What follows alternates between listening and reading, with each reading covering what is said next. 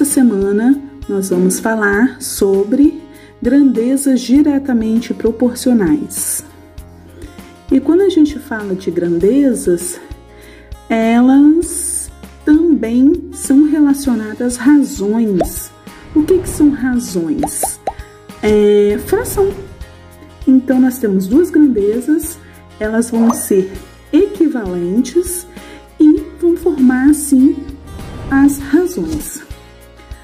E o primeiro exemplo, ele fala bem assim: um automóvel move-se a 60 km por hora e em determinado período de tempo consegue percorrer 240 km.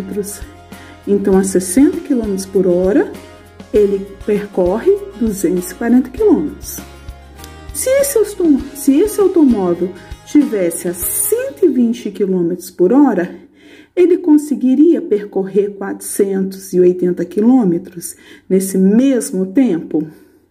Vamos ver se essas grandezas são diretamente proporcionais, se elas são equivalentes. Então, primeira grandeza. Primeiro nós vamos olhar a grandeza. A primeira grandeza, ela fala que seria 60 km por hora, andando, percorrendo 240 quilômetros. Então, a primeira grandeza, a primeira razão seria 60, 240 avos. E primeiro a gente vai botar a velocidade em cima, né? E depois a distância embaixo, no denominador. A outra proporção seria, a segunda situação, né?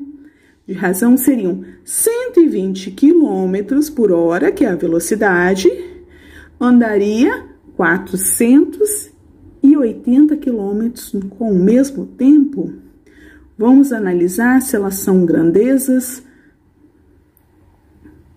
Então, vamos ver. A gente pode dizer que a proporção delas é 0,25. Por quê? Porque se eu dividir 60 por 240, vai dar 0,25.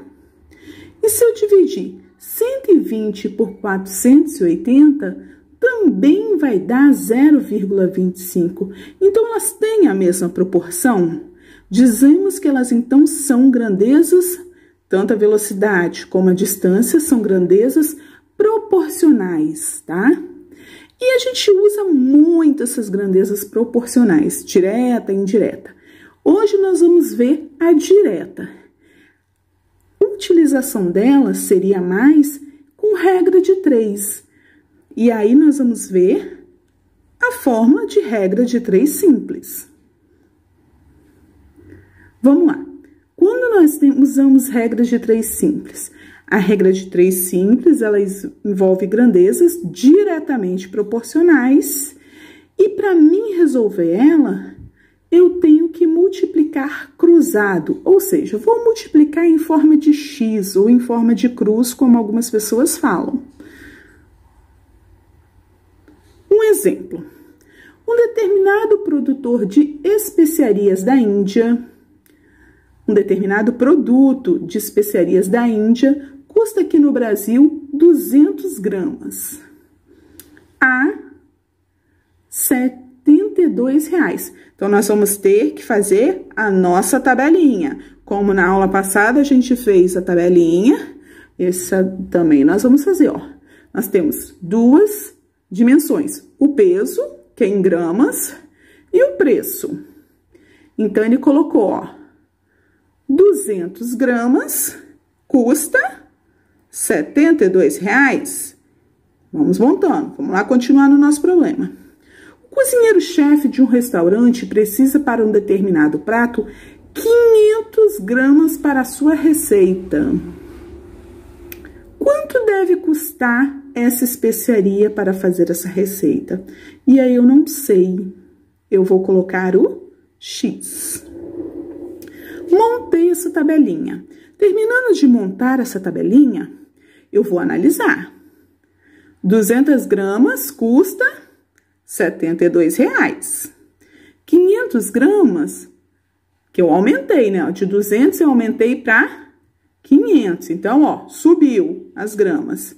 Será que vai subir o preço? Com certeza vai subir. Se 200 gramas eu gastei R$ 72,00, 500 gramas também vai subir esse preço meu. E aí, agora a gente vai fazer a conta para a gente resolver isso. Lembrando que regra de 3, a gente multiplica em cruz ou x, que é a mesma coisa.